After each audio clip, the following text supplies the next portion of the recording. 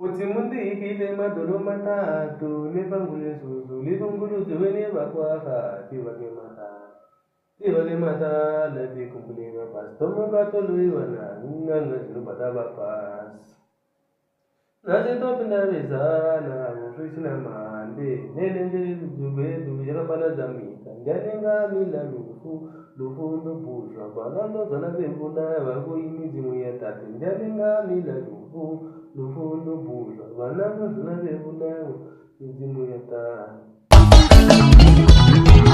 Monte hile matolo matatu, nebangule sus, nikulu tuwele bakwaha, tibake matala, nikule baba, titetembela situnu zetu, vame marikoti, tomgadele wana, songangasto, tababa.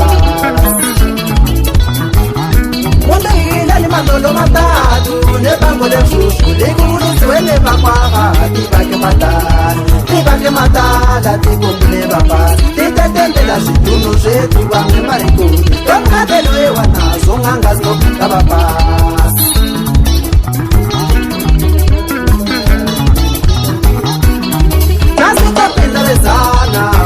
Na mande, nemele nutriwetu yakapalakate, yamegamila lufo loposa, banato sola bebula watusunde bamite, yamegamila lufo loposa, banabala kenda bekeya, bela kumaso.